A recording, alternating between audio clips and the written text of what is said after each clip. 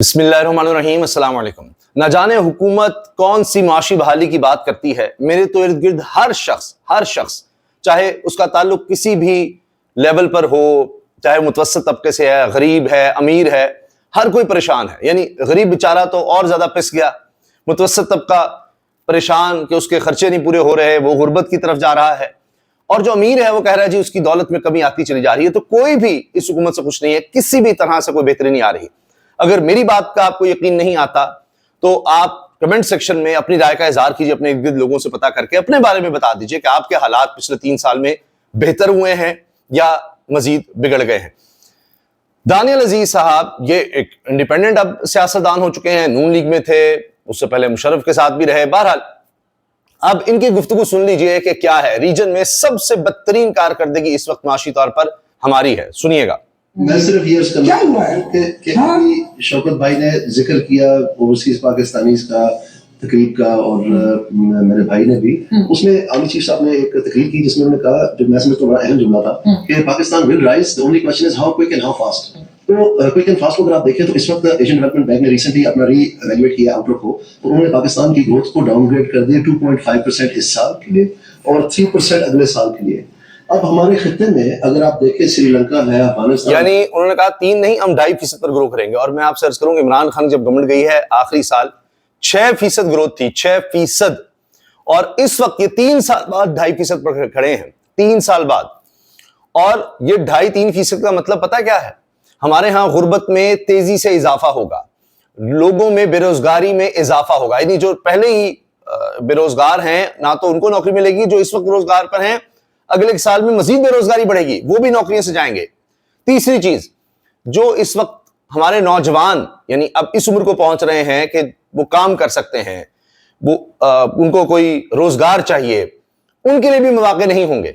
तो आप सोचिए 3 तरह से बेरोजगारों को कोई रोजगार नहीं मिलना, जो रोजगार पर हैं मजीद बेरोजगारी होगी, और जो नौजवान आ रहे हैं पॉपुलेशन में जो इजाफा हो रहा है उनके लिए भी कोई रोजगार नहीं। हमें 6% से भी ज्यादा ग्रोथ चाहिए वैसे, लेकिन यहां हाल देख लीजिए।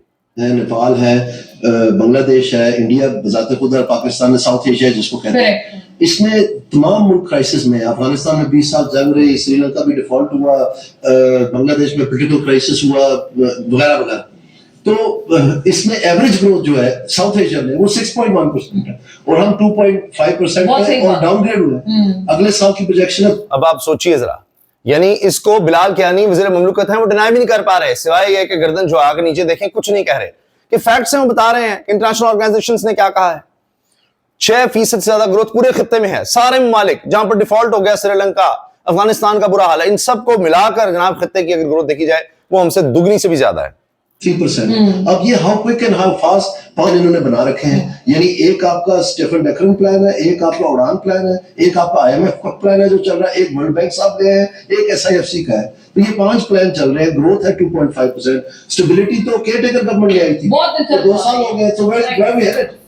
ले जी, उन्होंने कहा कि हम जा कहां रहे हैं, ये उन्होंने सवाल उठा दिया है। अच्छा, इसके बाद जी अब मौलाना फजलुर रहमान साहब और उनकी जमात, वो भी इस वक्त भरपूर फायदा उठाने के चक्कर में है और JUIFA का किनाल्स मामले पर तहरीक को तेज करने का फैसला, वो कह रहे हैं जी तहरीक तेज कर दी जाए। अब पंजाब हुकूमत तो नहरें बनाना चाहती है, पीपल्स पार्टी इस पर पॉइंट स्कोरिंग कर रही है। वैसे आप देखिए, अभी मैं आपको खबर दिखा दूंगा, दोनों में फाहम तफहीम से मामला तय करने की बात हो गई है। बल्कि किनाल्स का मामला कहा जा रहा है कि पीपल्स पार्टी के फायदे में गया है कि उससे वो नून लीग से मजीद चीजें ले सकेगी, मजीद साबदीदी फंड्स, काबीना मामला, ट्रांसफर, पोस्टिंग्स अपने लोग लगा सकेंगे। यह हाल हुआ है। जबकि JUIFA ने किनाल्स के मामले पर होने वाले एहतजाज को मजीद तेज करने का फैसला किया है। मौलाना राशिद सुमरो ने कहा 24, 25 और 26 अप्रैल को जलसे करके सिंध पंजाब बॉर्डर ब्लॉक करेंगे। अब ये भी मैदान में आ रहे हैं जी, कह रहे सारे फायदा उठा रहे हैं तो हम क्यों पीछे रह जाएं। यानी पहले आगे निकली जो कौम परस्त सिंध की जमातें हैं, पीपल्स पार्टी को मैदान में आना पड़ा। अब तहरीक इंसाफ भी चुके थी, साथ ही वो पहले दिन से खिलाफ है, तो उसको भी लोगों की सपोर्ट मिल रही है। तो JUIFA ने कहा हम कहां पीछे रह जाए। इन्होंने कहा है जी कि एक तो एक किनाल्स का फैसला वापस लिया जाए, तहरीक के अगले मरहले में कंदकोट, घोटकी और सक्खर में धरने होंगे। यानी पंजाब हुकूमत के खिलाफ भी निकल रहे हैं, जाहिर है पंजाब को अगर बंद करें सिंध और पंजाब के दरमियान, और पीपल्स पार्टी के खिलाफ भी। दरिया सिंध से नहरें निकालने के मुजव्वजा मंसूबे के खिलाफ सखर बबलू बाईपास पर वकीलों का धरना चौथे रोज में दाखिल हो गया। कराची बार ने गुज़श्ता रोज मुबैना फायरिंग के वाक़े पर जुडिशियल इंक्वायरी का भी मुतालबा किया, जबकि सिंध बार काउंसिल का आज से सिंध भर में गैर मुअय्यन मुद्दत के लिए अदालती कार्रवाई के बायकॉट का ऐलान है। लें जी, किनाल्स के खिलाफ हैदराबाद और लाड़काना समेत सिंध के मुतअद्दिद शहरों में शटडाउन हड़ताल रही, जबकि खैरपुर में रेलवे ट्रैक को भी बंद किया गया, जिसे पुलिस और रेंजर्स ने बाद में खुलवा दिया। तो हड़ताल का सिलसिला बढ़ रहा है।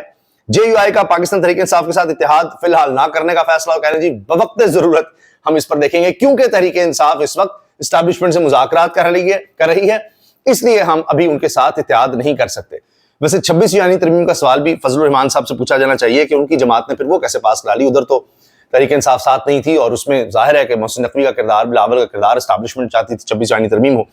नून लीग और पीपल्स पार्टी की लाहौर में बैठक, दोनों पार्टियों का साथ चलने पर इत्तेफाक। अरे वाह, यानी वहां पर सिंध में कुछ हो रहा है, यहां पंजाब में गुडी गुडी का खेल हो रहा है। क्या कमाल है।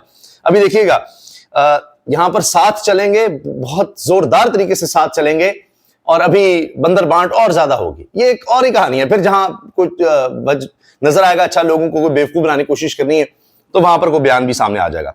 नहरों का मामला, पीपी के लिए नेमत, वार्निंग पर हुकूमत की मुज़ाकरात की पेशकश। मैंने आपसे कहा ना कि खबरें आ रही हैं कि पीपल्स पार्टी के लिए तो एक कमाल हो गया, अच्छा नहरों का मामला, हमें कोई और ज्यादा चीजें मिलने की तवक्को हो गई है। ये होती है सियासत, वहां पर फायदे कुछ और देखे जा रहे हैं। आप करते रहे एहतजाज, आप बयानात देते रहे, पीपल्स पार्टी यहां से भी फायदा निकालेगी। जस्टिस मंसूर अली शाह ने कायम मकाम चीफ जस्टिस पाकिस्तान का हलफ उठा लिया, इसमें सीनियर वकला भी शरीक हुए, और जस्टिस मुनीब अख्तर ने कायम मकाम चीफ जस्टिस से हलफ लिया। हलफ बर्दारी तकरीब सुप्रीम कोर्ट में हुई, जजेस अटॉर्नी जनरल की शिरकत, सीनियर वकला अदालती अमला भी हलफ बर्दारी तकरीब में शरीक हुआ। चंद दिन है इनके पास बतौर चीफ जस्टिस, देखते हैं कोई इंसाफ की कोई किरण हमें नजर आती है। हुकूमत जरूर डरी होगी कि कायम मकाम चीफ जस्टिस हैं, पता नहीं कुछ कर ना दे, इनसे डर के ही तो उन्होंने 26वीं तरमीम की थी जस्टिस मंसूर अली शाह से डर कर। साथ एक और बयान बड़ा जबरदस्त आया है इसी मौके पर, एक मरतबा इमरान खान से इजाजत ले लेने दें, फिर मैं बताऊंगा कि कौन कौन इमरान खान की जाकर मिन्नतें और तरले करता है। खुदा का वास्ता है डील ले लें, यानी जो हम आपको डील दे रहे हैं ये ले लें। ये देखिए, वो कह रहे हैं कि एक दफा बाद में हमें खान के पास जाके मुझे इजाजत लेने दें, तो मैं बताता हूँ कौन कौन तरले कर रहा है खान के। खुदा का वास्ता ये डील ले लें, खुदा का वास्ता। डील में है क्या, को पैकेज क्या उसमें? नहीं जी, यानी मिन्नतें तरले अडयाला जेल में हो रहे हैं, ये टेलीविजन पर उन्होंने बात की है साहबजादा हामिद रजा ने। अब ये अगर बताएंगे तो फिर डील खराब होगी, फिर मामला बनते हैं, फिर बिगड़ते हैं। ये बात बहरहाल हो रही है और टेलीविजन पर हो रही है। नून लीग के बहुत ही पसंदीदा इफ्तिखार चौधरी साहब का बड़े अरसे के बाद इंटरव्यू आया, और इरशाद भट्टी साहब ने किया इंटरव्यू। इन्होंने कहा जी क्या उस वक्त इफ्तिखार चौधरी साहब उस वक्त इत्तिकाफ में बैठे हुए थे जब आइन की धज्जियां उड़ाई गईं, जब अदलिया को बेतौकीर किया गया, इसकी आज़ादी को पामाल किया गया, और गुज़श्ता 3 बरसों में इंसानी हुकूक की बदतरीन खिलाफ वर्जियां हुई? तो जवाब क्या दिया इन्होंने, मैंने इस मुल्क का ठेका नहीं उठा रखा, यहाँ 300 से ज्यादा पार्लियामेंटेरियन हैं और मीडिया वाले भी मौजूद हैं, वो आवाज उठा लेते। भाई ये नून लीग को समझते हैं, उन्होंने मुझे लगवाया था, तो मैं उनके खिलाफ कैसे जाऊं? पिछले 3 साल आइन टूटा, ये देखिए, क्या अगर सुप्रीम कोर्ट उसको एक्टिफाई ना करती फिर तो बात थी। 90 दिन जब जस्टिस बंदियाल के हुक्मनामा माना नहीं, फेंका दो कि इलेक्शन कराओ वक्त में 90 दिन के अंदर। दूसरे दिन ने जो चीफ जस्टिस सरकारी पालिसी सब करवा दी, कम करवाया, 90 दिन गुजर गए। नहीं, उसमें कोई हार्ड एंड फास्ट रूल नहीं होगा ना, क्योंकि मैं तो जज नहीं था। देखिए सुप्रीम कोर्ट पर कहा गया चीफ जस्टिस, ये होते हैं असासे जो जाने का बाद भी ख्याल रखते हैं, और काजी फाइज़ा के हक में भी बोल रहे हैं, और जनाब आइन तबाह हो गया, पामाल हो गया सब कुछ, लेकिन नहीं, वो नहीं, जनाब मैंने कोई ठेका लिया हुआ है। ये देखिए, उन्होंने सिर्फ ठेका लिया हुआ है वो पेंशन लेने का, चीफ जस्टिस बनने के बाद पेंशन लें और मजे करें।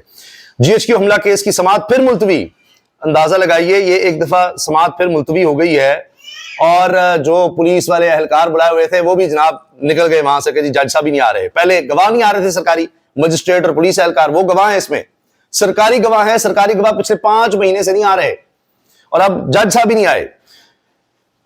4 माह में ट्रायल का ऑर्डर अदालत को मौसूल होने का इम्कान है कि जी आ जाएगा। चीफ जस्टिस ने तो कहा हुआ है कि 4 माह में मुकम्मल करें, क्या मुकम्मल होने, जज साहब भी नहीं आ रहे। पुरतशद्दुद एहतजाज के मुकदमे में पार्टी सेक्रेटरी जनरल सलमान कुराजा की बुरी जमानत में 7 मई तक तोसी हुई, और जज अमजद अली शाह की छुट्टी पर होने के बाद दोनों मुकदमात में मजीद कार्रवाई ही नहीं हो सकी। GHQ हमला केस के मुकदमे के मुलजमान को हाजिरी लगाकर जाने की इजाजत दी। जज की छुट्टी के बाद अदालत के बाहर से पुलिस नफरी भी वापस भेज दी गई। आपकी क्या जरूरत है, जाए जी।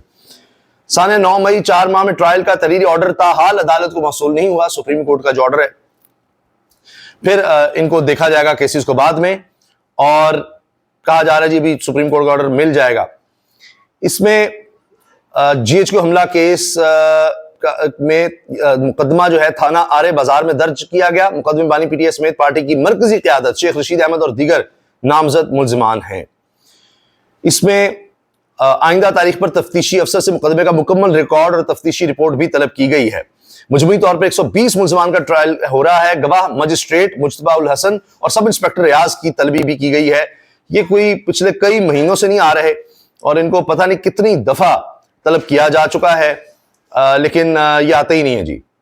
कई दफा तलब किया गया, वो आते नहीं। अब इस दफा सरकारी गवाहों ने मजिस्ट्रेट और पुलिस एहलकार ने क्या आना था, अब इस दफा जज साहब ने कहा मेरी बारी है। ये हो रहा है जी ट्रायल, ये हो रहे हैं मुकदमे। इजाजत दीजिए, अल्लाह हाफिज।